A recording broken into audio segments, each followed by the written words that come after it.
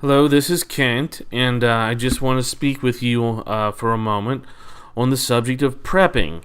Prepping is in prepping for disasters, prepping for whether it's natural or man-made, on the topic of prepping. Now, I am a prepper.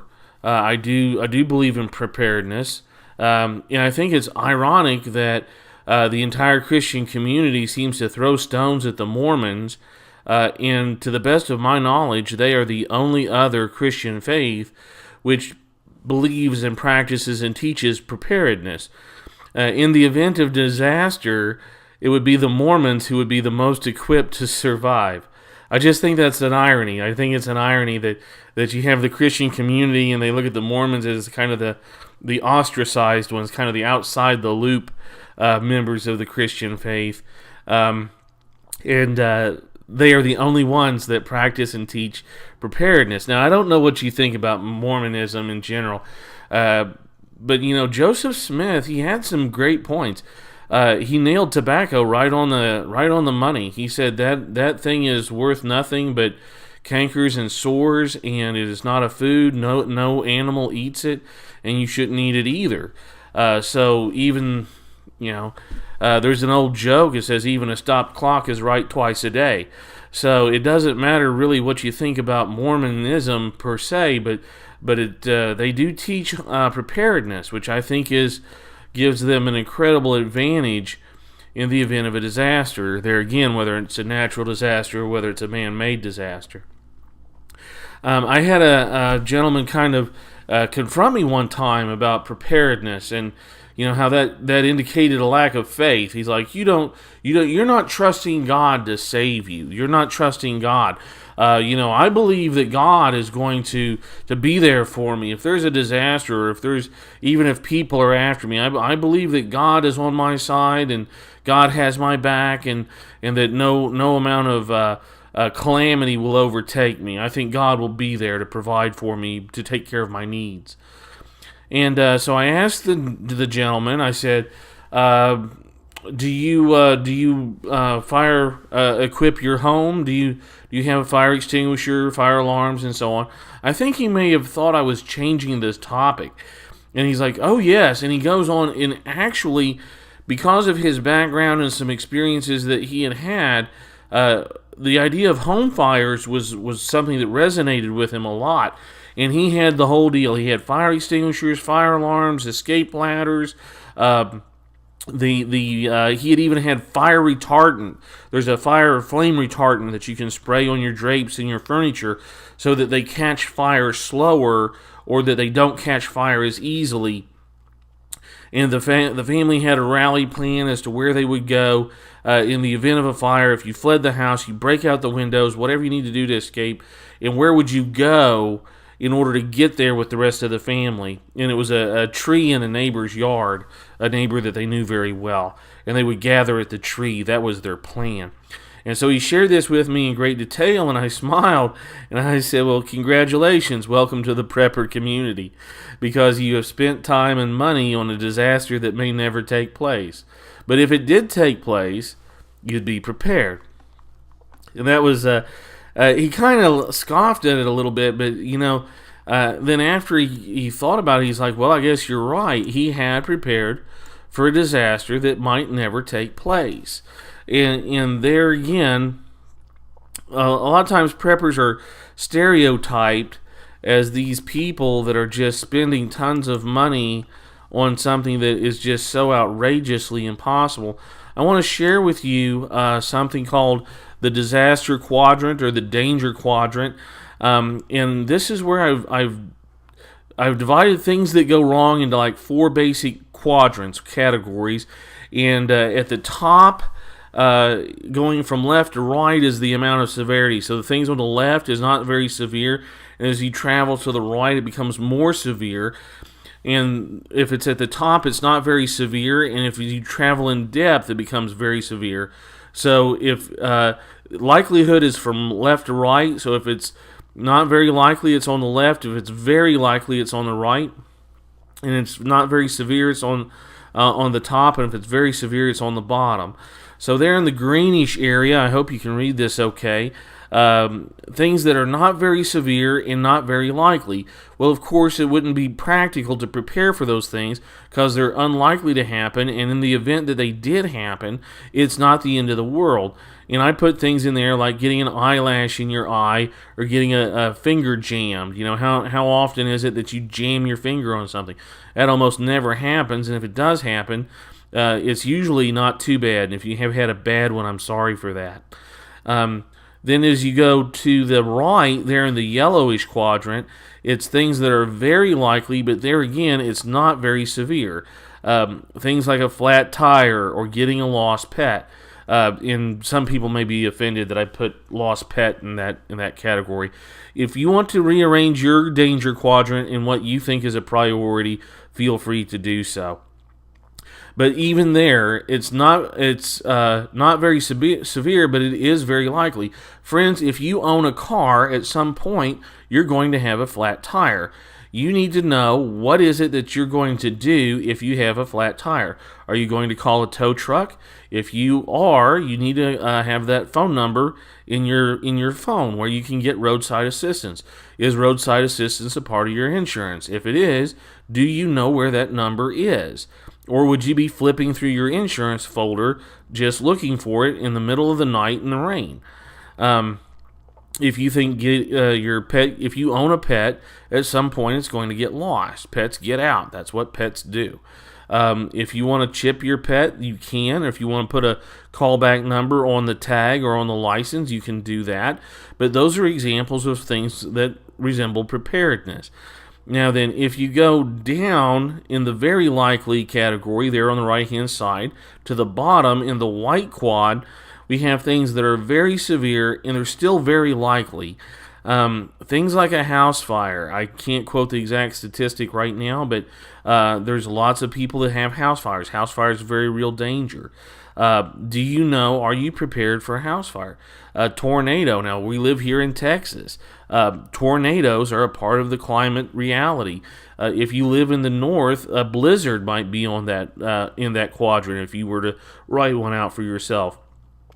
Now then, I have a tornado emergency kit in my bathroom that I keep there. It has a crowbar, it has a claw hammer, it has a fire extinguisher, it has 1 gallon of water, and it has a box of saltine crackers. That's my tornado survival kit, and here's why I keep all those things. If we go to our bathroom during a tornado here in Texas, if the house blows over, I may not have a clear way of exiting what used to be my house. I may have to break through some drywall and some paneling, and in order to do that, it would be a huge advantage to have a crowbar and a framing hammer, which is what I have. So I have a crowbar and a framing hammer if I need to break out of my house. Even though my house has been tipped over, I don't know that the power's out. If the power is still on, then all of the wiring in my house has now been stretched in a direction that it was never designed to go because the house is tilted over. If that were to happen, there could be a fire. If there's a fire there, if I have a small fire extinguisher, it might help me to put out the fire, at least there where it is. Now then, if I'm unable to move, if I've been impaled on a 2x4 or some other injury, I have a gallon of water and a box of saltines there that would kind of help ensure that I could survive for a few days longer until my neighbors and rescue crew could come get me and my family out. Now there again, I don't think that a box of saltines is necessarily going to save everybody, but the psychological value of having a little provision goes a long way toward helping people to not panic. And there again, how much does that box actually cost? It has a framing hammer, a crowbar, a gallon of water, a box of saltines, and a fire extinguisher. So that box by itself costs less than $100. It sits in the bottom of my linen closet, underneath the towels and underneath the sheets. We change out the water every January 1st and every July 4th, which is also the time that we change the batteries in the fire extinguisher. Because the 1st of July, it's the 1st of July is easy to remember. Then on the 1st of January, the New Year's, easy to remember to change out. And then the 4th of July is Independence Day, and it's fireworks.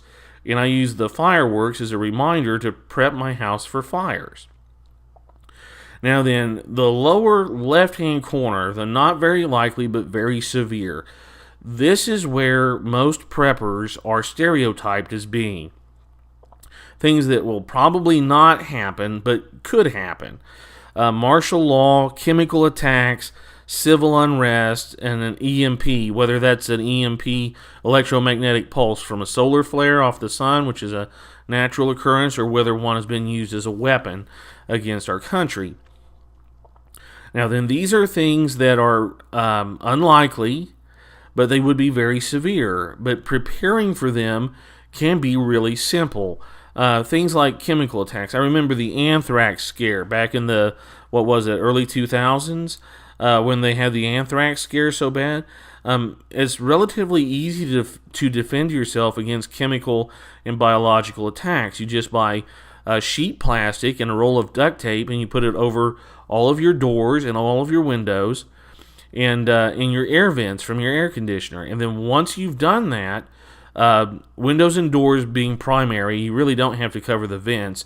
It should be a closed system with your air conditioner.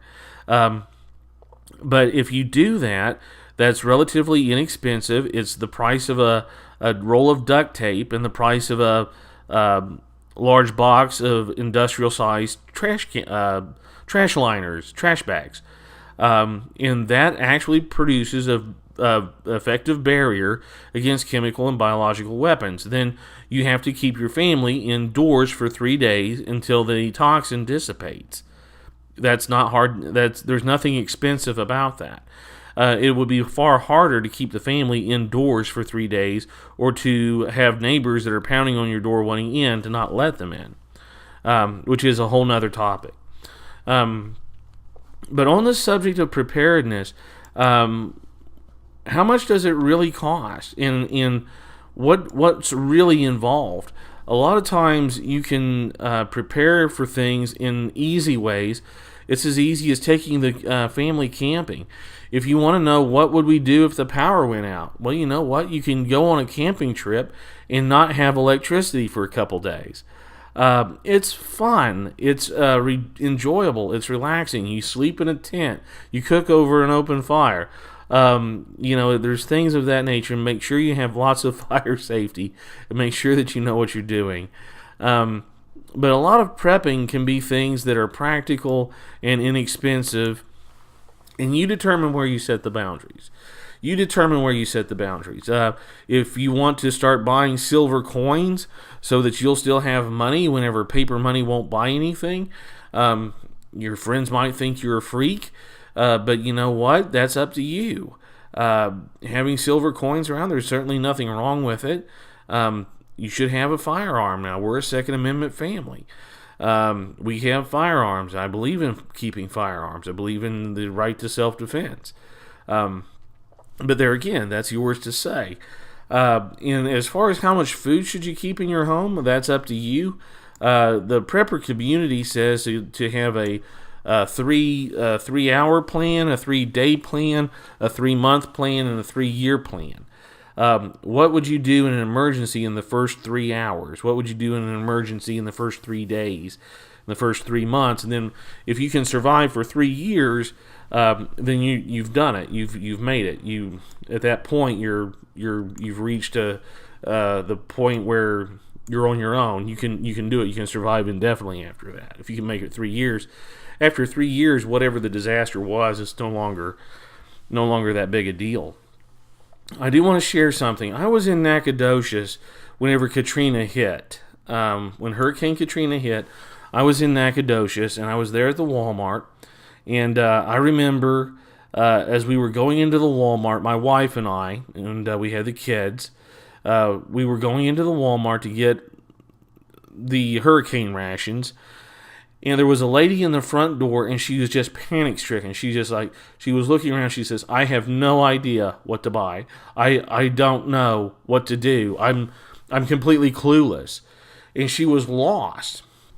And I saw just the terror and the panic in her face as she looked at people going into the Walmart, and she's standing there and she has no idea of what it is that she should buy for a hurricane emergency, for the idea that there's going to be a hurricane. And so I took just a moment and I turned to her and I said, "Listen, ma'am," I said, I heard what you said, and here's what the go by. Don't buy anything that needs refrigeration. Buy all dried goods, things like crackers, pastas, things that are in a box, like a box of cookies even, canned goods, that whenever you get to your house, there should be nothing that you have to put in the refrigerator or the freezer. It's stuff that if you just left it in the car or left it on a table, it would not spoil or go bad. So you want canned goods, you want boxed foods, you want dehydrated foods, you want foods that won't spoil. Okay. Now then, in water, of course, is a big deal. You should have water or water purifier. And in her case, she had a Brita. Or I'm sorry about giving you the name away, but she had a small water purifier that she could use. And I said, good. So you just boil the water. I said, and you're good. Now there's a ton more to prepping than just that little bit of 4 minutes of advice in the door of a Walmart, in the entryway of a Walmart. But that's basically it. But I remember the look in her face, and I don't want any of my friends or family to ever have that look, to ever have that level of unpreparedness, where disaster is happening, and friends, that unfortunately the vast majority of people will be caught completely unaware, whether it's a house fire, whether it's a tornado, whether or not it's the government demanding that you take a chip. And pastors throughout churches will not talk about it. They won't discuss preparedness. They won't make it a topic of interest. They won't share ideas. And so here it is, the church in the middle of a disaster is going to be completely impotent. It's going to be completely useless. It's going to be completely unprepared to help people. So if the disaster ever happens on a large scale, what will the church really be prepared to do? It's an interesting question. Well, listen, I hope that this has been informative. I hope that this has been something that's thought-provoking. I hope that this is something that kind of stirs the mental juice a little bit, which I think every good pastor should do. There again, you don't have to agree with me. It's by no means gospel. It's not a Christian view or a non-Christian view, but it's just something to kind of mull over and think about. God bless you in your Christian walk. God bless you in your efforts, in your service, and in your faith. And may everything that you experience in this life serve to teach you to be a better, more mature, more advanced member of the kingdom of God. I love you, but more importantly, God loves you, and peace be with you, and go with God.